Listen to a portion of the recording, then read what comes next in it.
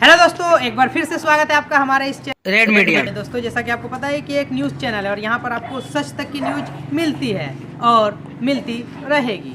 तो चलिए शुरुआत करते हैं। अगर आप इस चैनल पर नए हैं तो चैनल को सब्सक्राइब जरूर कर लें और सब्सक्राइब के साथ साथ बेल आइकन को जरूर प्रेस कर दें ताकि नोटिफिकेशन आपको मिलती रहे और घर बैठे आप न्यूज़ अपडेट जानते रहे। तो चलिए मेरे इस वीडियो के माध्यम से आपको आज की ताज़ा खबर दिखाने जाते हैं। तो वीडियो आपकी स्क्रीन पर आ रही है, चलिए। नमस्कार, मैं रवीश कुमार। आपका अंदाज़ा सही है कि क्या कहने जा रहा हूँ, लेकिन गुजारिश है कि जो भी कह रहा हूँ उसे धीरज के साथ सुनिएगा। भारत की पत्रकारिता में स्वर्ण युग तो कभी था भी नहीं, लेकिन आज के दौर की तरह भस्म युग भी नहीं था। भस्म युग से मेरा मतलब है जहाँ इस पेशे की हर अच्छी बात तेज़ गति से भस्म की जा रही हो। यह दिन भी आना ही था। इस देश में अलग अलग नाम वाले अनेक चैनल हो गए हैं, मगर सब हैं तो गोदी मीडिया ही। उसका परिवेश, उसका इकोसिस्टम, पत्रकारिता का और माहौल सब खत्म कर दिया गया है। मगर पत्रकारिता करने और कराने का दावा भी सब कर रहे हैं। खासकर वो भी कर रहे हैं जो उसी सत्ता का हिस्सा माने जाते हैं, उसी के रूप में देखे जाते हैं, जिसकी ताकत से हर दिन पत्रकारिता इस देश में कुचली जा रही है। जब वो कहे कि वह उच्च स्तरीय पत्रकारिता करना चाहता है, तब ऐसा दावा करने वालों को ज़रा संदेह की निगाह से देखिए। गोदी मीडिया और सरकार भी पत्रकारिता का अपना मतलब आपके ऊपर थोपना चाहती है। अगर इसका मतलब किसी भी रूप में वही है, तब आप एक बार फिर से झांसे में आने वाले हैं। इस वक्त अपने संस्थान को लेकर कुछ खास नहीं कहना चाहता, क्योंकि भावुकता में आप तटस्थ नहीं होते, ऑब्जेक्टिव नहीं हो सकते हैं। एनडीटीवी में 26-27 साल गुजारे हैं। इतनी लंबी यात्रा के अपने उतार चढ़ाव भी हैं। अनेक साथी, वरिष्ठ, कनिष्ठ सब शामिल हैं। कितने लोगों ने साथ दिया है। इन अनुभवों के बारे में कभी भी वस्तुनिष्ठ तरीके से नहीं बोला जा सकता, और आज के दिन तो बिल्कुल नहीं, क्योंकि कई बार तथ्यों के साथ भावनाएं मिल जाती हैं और भावनाओं के तूफान में बहुत सारे तथ्य छूट जाते हैं। बेहतर है कि इसे संक्षिप्त ही रहने दिया जाए। जो आदरणीय शख्स हैं उन्हें मैं याद कर ही रहा हूँ। काफ़ी सारी शानदार यादें हैं एनडीटीवी में, अब दोस्तों के बीच सुनने सुनाने के काम आएंगी। आज के दिन किसी एक व्यक्ति का नाम लेना मुश्किल हो रहा है, तब जब आपके पेशेवर जीवन में अनेक लोगों का हाथ हो। कैसे एक का नाम ले सकते हैं? मैं जानता हूं कि पूर्व सहयोगी, मौजूदा सहयोगी सब मुझ में अपना हिस्सा देखते हैं, और वो सही भी है। मुझे सभी से कुछ ना कुछ मिला है। मैं सबका ही आभारी हूं। इसलिए एक का जिक्र कर बाकी को छोड़कर आप न्याय नहीं कर सकते, खासकर ऐसे दिन। वैसे भी इस वक्त तो हर चेहरा ही अच्छा नज़र आ रहा है, क्योंकि सबने मेरे अनुभवों को, मेरे जीवन को समृद्ध किया है। बेटी विदा होती है तो वो दूर तक पीछे मुड़कर मायके को देखती रहती है। मैं इसी स्थिति में हूँ। अभी मुड़कर देख लेने दीजिए, फिर कभी विस्तार से एनडीटीवी की बात करूँगा, लोगों के बारे में और एनडीटीवी के बारे में, डॉक्टर रॉय, राधिका रॉय के बारे में भी। मैं कई लोगों की प्रतिक्रियाएं पढ़ रहा था। बहुत सी बातें तो मुझे आज ही पता चली। हैरानी हुई कि हर किसी के पास एनडीटीवी का एक अलग ही किस्सा है। वाकई उन 27 वर्षों के बारे में ठहर कर और संभल कर बात करने की ज़रूरत है। एनडीटीवी ने एक चीज़ सिखाई कि टीवी में और टीवी का एक ही मतलब होता है, टीम। एंकरों के स्टार बनाए जाने के बाद यह धारणा टूट गई, मगर आज भी टीवी के बुनियाद में यही है कि जितनी अच्छी टीम होगी उतना अच्छा काम होगा। अभी इस बात को यहीं रहने देता हूँ, कभी किसी और वक्त के लिए, तब जब आप भावुक ना हों, तब जब मैं भावुक ना हूँ कि एनडीटीवी छूट रहा है। अगस्त 1996 में एनडीटीवी से औपचारिक रूप से जुड़ा था। अगस्त 1996 में ट्रांसलेटर के रूप में, अनुवादक के रूप में। लेकिन उसके पहले कई महीनों तक मैं यहाँ चिट्ठियाँ छांटता रहा। बोरे में चिट्ठियाँ आती थीं और मेरे पास रख दी जाती थीं। तब दर्शक पोस्ट बॉक्स में चिट्ठियाँ भेजा करते थे। देश भर से दर्शक अपने हाथों से अलग अलग कार्यक्रमों के एंकरों को लिखा करते थे। इन्हें पढ़ते हुए मैंने टीवी के कार्यक्रमों के आसपास दर्शकों को बनता देख रहा था। मेरा काम था उनकी बारीक नज़र से लिखी गई चिट्ठियों पर रिपोर्ट बनाना और एंकरों या कार्यक्रम के प्रोड्यूसर को सौंप देना। दिहाड़ी का काम था, उसी के हिसाब से मजदूरी मिलती थी, पैसे मिलते थे। मेरी ज़िंदगी में यह काम आज भी जारी है। आज भी आप मुझे सैकड़ों की संख्या में मैसेज लिखते हैं, हाथ से लिखी चिट्ठियां भी आती हैं, बहुत अच्छी लिखावट में। मैं ज़्यादातर मैसेज पढ़ता भी हूं और सभी के नहीं तो बहुतों के जवाब देने की कोशिश करता हूं। कई बार तो अपनी निराशा भी आपसे साझा कर देता हूं। मैं आपके बीच आकर अपने मन का भाव नहीं छिपाता, क्योंकि मैं आपके बीच बताने के लिए आता हूं। अगर खुद को ही छिपाने लगा तो वो पूरा बताना नहीं होता है। मुझे तो लगता है कि कई हजार दर्शकों के पास मेरे लिखे हुए जवाब होंगे। उंगलियों में दर्द रहने के कारण इन दिनों जवाब देना कम कर दिया है। तो एक तरह से जिन चिट्ठियों से एनडीटीवी में मेरी शुरुआत होती है, उनका आना जाना आज भी जारी है, आज तक जारी था। वो काम आगे भी जारी रहेगा, लेकिन इतने सारे सुझावों, जवाबों, अपेक्षाओं, शिकायतों और डांट के बीच सोना, जागना और जीना मुझे आपके हवाले करता चला गया। मैं खुद के पास तो रहा ही नहीं, आपके बीच गया तो घर ही नहीं लौटा। शायद अब कुछ वक्त मिलेगा खुद के साथ रहने का। आज की शाम एक ऐसी शाम है जहां चिड़िया को उसका घोंसला नज़र नहीं आ रहा, क्योंकि कोई और उसका घोंसला ले गया है, मगर उसके सामने थक जाने तक एक खुला आसमान ज़रूर नज़र आ रहा है। तो खैर, उसके बाद अनुवादक बना और कई पत्रकारों की रिपोर्ट का अंग्रेज़ी से हिंदी में अनुवाद करता रहा। इसके बाद मैं रिपोर्टर बन गया और फिर मेरी दैनिक रिपोर्ट की अलग यात्रा शुरू होती है। रवीश की रिपोर्ट से काफ़ी कुछ सीखने को मिला। तो इस तरह से यह एनडीटीवी में ही संभव हुआ कि एक चिट्ठी छांटने वाला इसके एक चैनल का ग्रुप एडिटर समूह संपादक बनता है और आज उसे छोड़ रहा है, इस्तीफा दे रहा है। बहुत बड़ी बड़ी शक्तियाँ पीछे खड़ी हैं इस एक पत्रकार के पीछे। तो स्वाभाविक है कि ये नौबत आनी थी, इसका अंदाज़ा मुझे पहले भी था, लेकिन जिस दिन आता है उस दिन अच्छा तो नहीं लगता है। लेकिन मैं आपसे यह भी कहना चाहता हूँ कि जब भी मेरे बारे में मूल्यांकन करें, इस बात की सहानुभूति मुझसे ना रखें कि मैं चिट्ठी छांटता था। मैं उनकी तरह नहीं हूँ कि अचानक चाय बेचने की बात करने लग गया। उतर रहा हूँ जहाज़ से, बात कर रहा हूँ चाय बेचने की। सहानुभूति के लिए या फिर अपने संघर्ष को महान बताने के लिए मैं ऐसा नहीं करना चाहता। इस देश में हर किसी का संघर्ष ही पहाड़ चढ़ने के जैसा है। आप एम्स के बाहर मरीज जो खड़े हैं, उनके परिजन जो खड़े हैं, उनसे मिल लीजिए। आपको पता चल जाएगा कि उनकी चुनौतियां कितनी बड़ी हैं और आपका दुख कितना कम है, छोटा है। लेकिन आज के दिन मैं आप सभी के बीच दर्शकों की बात करना चाहता हूं। इस दौर में कुर्सी पर बैठे किरदारों को टूटते हुए देखा, सबने देखा। संस्थाओं को भस्म होते देखा, आपने देखा। नफरती तूफान में लोगों को भटकते देखा, मगर मैंने इसी दौर में एक नई संस्था भी बनते देखी है। वह संस्था है जनता की संस्था, दर्शकों की संस्था। दर्शक ही अपने आप में इंस्टीट्यूशन बन जाते हैं।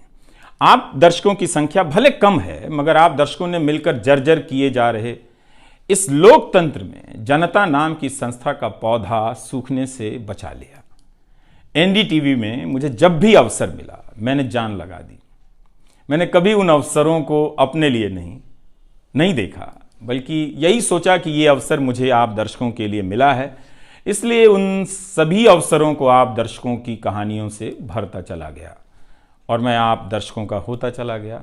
आपका दावा मुझ पर बहुत बड़ा है, मैं जानता हूँ। आप मुझ पर बहुत दावा रखते हैं। मेरे आसपास आप दर्शकों की वजह से एक न्यूज़ रूम बन गया था, पब्लिक न्यूज़ रूम, जो दफ्तर के भीतर नहीं, आपके घरों में था, आपके दिमाग में था। दुनिया भर में फैले कितने दर्शकों ने आगे आकर मेरी मदद की है। आपने कभी मुझसे पैसे भी नहीं मांगे, कभी एहसान तक नहीं जताया। विदेशों में मेरे लिए वीडियो रिकॉर्ड किया, रिसर्च किया। मेरा हर कार्यक्रम किसी न किसी दर्शक के सहयोग का उदाहरण है। आप दर्शकों ने मेरी जानकारियों को दुरुस्त किया है, गलती की है तो डांटा भी है और काफ़ी कुछ उसमें जोड़ भी दिया है। कई सारे एक्सपर्ट, कई सारे छात्र, कई सारे प्रवासी भारतीय, स्थानीय भारतीय दर्शक बनने के साथ साथ मेरा साथ दे रहे थे और पत्रकार भी बन रहे थे और इस पेशे के एक छोटे से द्वीप को बचा रहे थे। इस प्रक्रिया को बिखरते देखना, दर्शकों के बनने की प्रक्रिया को बिखरते देखना और फिर से बनते देखना बहुत सुखद अनुभव रहा। आप दर्शकों में से कईयों ने मेरे लिए अलग अलग भाषाओं से अनुवाद तक कर दिया। संसाधनों की हमेशा मेरे पास कमी रही, मगर आप सभी ने मिलकर पूरी कर दी, सिर्फ इसलिए कि प्राइम टाइम में जो भी जाए ठीक से जाए। वो मेरा नहीं, आपका प्राइम टाइम था। कभी खराब शो कर दिया तो आपने अपनी निराशा बताने में कोई संकोच नहीं की। आप वाकई लाजवाब हैं। दर्शक ही मेरे नियमित संपादक हैं, निरंतर संपादक हैं आप दर्शक मेरे।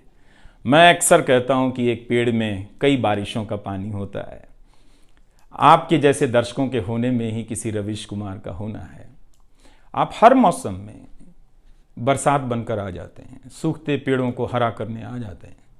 आज आपकी बदौलत यूट्यूब पर, ट्विटर पर कितने ही पत्रकार खड़े हो गए। आप उन सभी के पीछे खड़े हैं। आज कई वेबसाइट हैं जिन्हें आप सब्सक्रिप्शन के बहाने आर्थिक मदद देते हैं। जब लोकतंत्र में एक भी संस्था नजर नहीं आ रही थी, अदालतें कमजोर नजर आ रही थी, आ रही हैं, आप दर्शक नजर आ रहे थे। आज के दौर में आप ही पत्रकारिता के सबसे बड़े संस्थान हैं। पत्रकारिता अब संस्थानों में नहीं बची है, आप जैसे दर्शकों के बीच बची हुई है, जिनकी मदद से आज पत्रकार सवाल पूछ रहे हैं। यही आपका इस वक्त में सबसे बड़ा योगदान है। हो सकता है कि कोई जनता की आवाज को पूरी तरह कुचल दे, उसकी आवाज पर धार्मिक नफरतों की आंधी धूल को भर दे, ढक दे, लोकतंत्र को मिटा दे, मगर आप दर्शकों का होना हौसला देता है कि लोकतंत्र भले खत्म हो जाए मगर उसकी चाहत कभी खत्म नहीं होगी, क्योंकि आप जैसे दर्शक अपनी जवाबदेही को, जिम्मेदारियों को बहुत खूब समझते हैं। इस मुश्किल वक्त में आपने एक पत्रकार पर भरोसा किया, उसे कितना प्यार दिया। कई बुजुर्ग माँओं ने मेरे बाल सहला दिए, गाल छू लिए, तो किसी ने मेरे गमले में गुलाब के फूल लगा दिए, किसी ने चने का सत्तू भेज दिया कि मेरी सेहत ना खराब हो, किसी ने शहद भेज दी, किसी ने धूप में खड़े देखा तो सर पर गमछा तान दिया और छाता खोल दिया, किसी ने जेब में कलम रख दी, महंगी कलम। आज के दिन मैं एनडीटीवी से ज़्यादा आप दर्शकों को याद करना चाहता हूँ। आपके बिना मैं कुछ नहीं कर पाता। मुझे आप दर्शकों पर नाज है। कई बार लगता है कि मैं संस्था का कम आप दर्शकों का प्रतिनिधि ज़्यादा हूँ। मुझे काम करने की आज़ादी मिली संस्था में, निर्बाध आज़ादी, और उस आज़ादी को मैंने हमेशा संभाल कर रखा, क्योंकि आपकी तेज नज़र मुझ पर थी। खुद को काफ़ी संभाला कि कुछ गलती ना आ जाए, कुछ मुझसे चूक ना हो और मुझ में अहंकार ना आ जाए और बदले में आज़ादी चली जाए। मेरे आगे दुनिया बदलती रही, मगर टेस्ट मैच के खिलाड़ी की तरह पिच पर टिका रहा। पर अब किसी ने मैच ही ख़त्म कर दिया है, उसे T20 में बदल दिया है। जनता को चवन्नी समझने वाले जगत सेठ हर देश में हैं, इस देश में भी हैं। अगर वो दावा करें कि आप तक सही सूचनाएं पहुंचाना चाहते हैं, तो इसका मतलब है कि डॉलर अपनी जेब में रखकर आपकी जेब में चवन्नी डालना चाहते हैं। पत्रकार एक खबर लिख दे तो जगत सेठ मुकदमा कर देते हैं और फिर सत्संग में आकर प्रवचन भी देते हैं कि वे पत्रकारिता का भला चाहते हैं। आप दर्शक इतना तो अपना भला समझते होंगे, इसलिए आज मैं अपने संस्थान से ज़्यादा आप दर्शकों को याद करना चाहता हूं। मुझे हमेशा लगता था कि हिंदी का पत्रकार छत क्यों नहीं छुपाता है। ऐसा क्यों है? हिंदी पत्रकारिता के कई श्रेष्ठ संपादकों, पत्रकारों के कार्यों पर निगाह रहती थी। उनकी गहराई हैरान करती थी, फिर भी लगता था कि उनकी बात जमाने तक ठीक से नहीं पहुंची, पेशे के भीतर उन्हें उनकी जगह नहीं दी गई। पत्रकारिता का मतलब अंग्रेजी का पत्रकार होना हो गया। इसके कुछ ठोस कारण भी हैं, उनमें विस्तार से जाने का समय नहीं है, लेकिन तब भी हिंदी के जुझारू पत्रकार आसमान क्यों नहीं छू सकते हैं, यह बात कचोटती रही। इन सब बातों ने मेरे व्यवहार में काफ़ी बदलाव कर दिए। भाषा को संयमित किया, मर्यादित किया, ताकि हिंदी का प्रभाव कम ना हो। बहुत सजगता से अपना काम इस तरह से किया कि लोगों को, देश के किसी भी हिस्से के लोगों को मेरी हिंदी से प्यार हो जाए। मेरी मातृभाषा हिंदी नहीं है, भोजपुरी है। भोजपुरी गांव है मेरे लिए। हिंदी मेरे लिए भाषा का वो शहर है, पहला शहर, जहां मैं गांव से शहर आया था।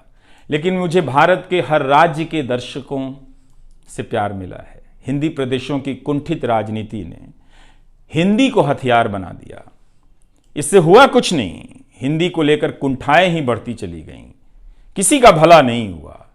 मैं उन सभी गैर हिंदी भाषी पत्रकारों, सामाजिक कार्यकर्ताओं, विद्वानों का शुक्रिया अदा करना चाहता हूं, जिन्होंने मेरी हिंदी को समृद्ध किया, जिन्होंने मेरे लिखे हुए का अपनी भाषा में अनुवाद किया और अपनी भाषा में लिखी हुई जानकारियों का मेरे लिए अनुवाद कर दिया मुफ्त में।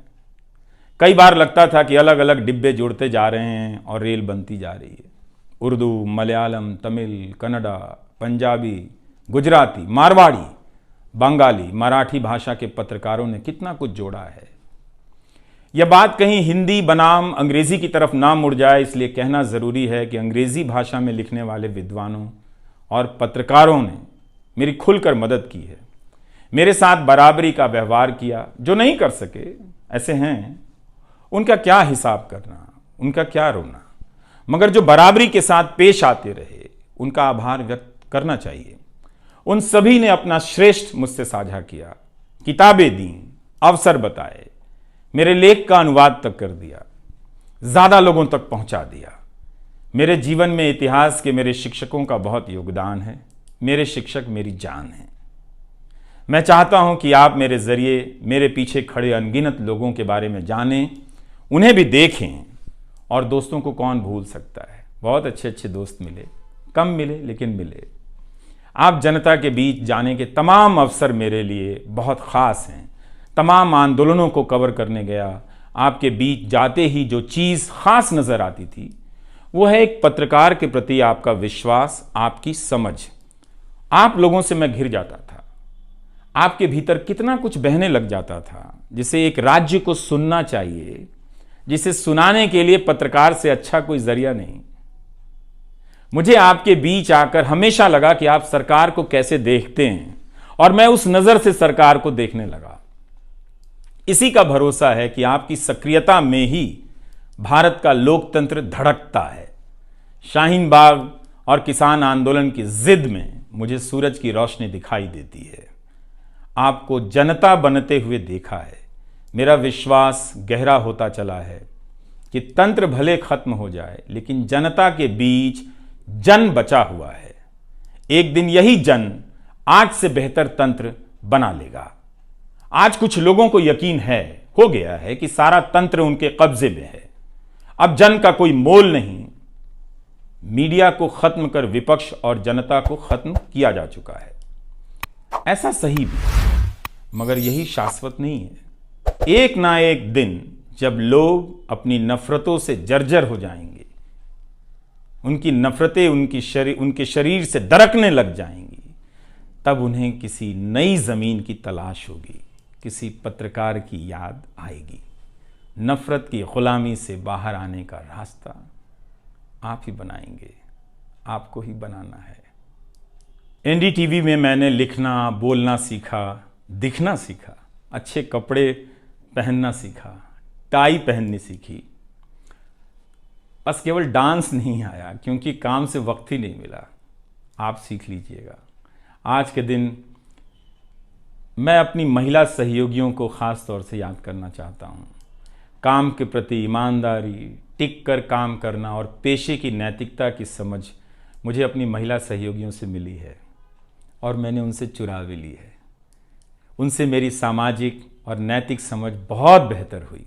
मेरी इस यात्रा में बहुत सी समझदार औरतें और लड़कियों के अनुभव शामिल हैं। मेरी जीवन साथी का भी, मेरी बेटियों का भी, मेरे सास ससुर ने बहुत साथ दिया ताकि मैं बाहर जाकर रिपोर्ट कर सकूं। मेरी माँ, मेरी भाभी, मेरे परिवार के सदस्यों ने भी ठठेरे की तरह सब ने पीट पीट कर पीतल से बर्तन बना दिया। यह मैं इसलिए भी रेखांकित कर रहा हूँ कि पत्रकारिता के पेशे में मर्द ही नहीं, मर्दवादियों का कब्जा है। उनकी आक्रामकता के बीच कई बार दम घुटता था। इतनी आक्रामकता के बीच आप रचनात्मक हो ही नहीं सकते, संवेदनशीलता आ ही नहीं सकती। इस पेशे में तमाम महिला सहयोगियों ने मुझे मर्दों की आक्रामकता से बचा लिया। अगर आप इस पेशे में आ रहे हैं, विद्यार्थी हैं, तो हमेशा अपनी महिला सहयोगियों के साथ सलीके से पेश आइए, उनकी काबिलियत को स्वीकार कीजिए, तारीफ कीजिए। प्राइम टाइम के वक्त अक्सर कहा करता था, मुझे काम करने दो, 9 बजे ही बजते हैं। सुबह उठते ही मेरे दिमाग में रात के 9 बजने लग जाते थे। मैं टाइप करने लग जाता था, रोज़ 5000, 6000, 7000 शब्दों की टाइपिंग। अब शायद 9 ना बजे, प्राइम टाइम ना हो। मुझे पता नहीं है कि अब 9 बजे क्या करूँगा। मुझे टीवी से बहुत प्यार है, इस माध्यम से दिल लग गया था, शायद इसी वजह से दिल टूट रहा है। वो लाल माइक याद आता रहेगा। अब वो लाल माइक नहीं होगा। मैं जानता हूँ कि आप दर्शकों की आदतों में मैं शामिल हो गया हूँ। आप काफ़ी तकलीफ़ में थे कि मेरा क्या होगा, मैं क्या करूँगा, मैं प्राइम टाइम क्यों नहीं कर रहा हूँ। मुझे लगा कि चुपचाप किनारे हो जाना चाहिए। धीरे धीरे मेरे नहीं होने की आदत आपको डाल देनी चाहिए। इसलिए कई दिनों से प्राइम टाइम नहीं कर रहा था, ताकि आप मुझे कुछ भूल सकें। मगर आप हैं, मानते ही नहीं। हर रात 9 बजे के बाद मैसेज करने लग जाते हैं कि कहाँ हो, बीमार तो नहीं हो, सब ठीक तो है, एनडीटीवी में क्या चल रहा है, आप अच्छे हैं। तो भारत का मीडिया स्पेस बदल चुका है। उन हज़ारों युवाओं की सोचिए जो पढ़ाई पत्रकारिता की कर रहे हैं, लाखों रुपए लगा रहे हैं, मगर उन्हें काम दलाली का करना पड़ेगा, क्योंकि इसके लिए अब कोई सांस्थानिक जगह नहीं बची है। इसी के बीच जो आने वाले पत्रकार हैं, जो इस वक्त पत्रकार हैं, सभी को जूझना है। कोई घुट रहा है तो कोई इस पेशे को छोड़ रहा है। कई लोग कहते हैं कि नौकरी की मजबूरी के अलावा पत्रकार बनने की कोई दूसरी शर्त नजर नहीं आती, कोई उत्साह नहीं है। यहां तो जस्टिस तक कह रहे हैं कि जमानत देने पर जजों को टारगेट किए जाने का डर लगता है। जब जज को ही डर लगता है, तब फिर इस दौर में यह बोलना भी गुनाह है कि मुझे डर नहीं लगता है। एक डरा हुआ पत्रकार मरा हुआ नागरिक पैदा करता है। इसलिए बोला कीजिए कि हमें डर नहीं लगता है। आप उस देश के नागरिक हैं जिसने नंगे पांव ब्रिटिश साम्राज्य को घुटने पर झुका दिया।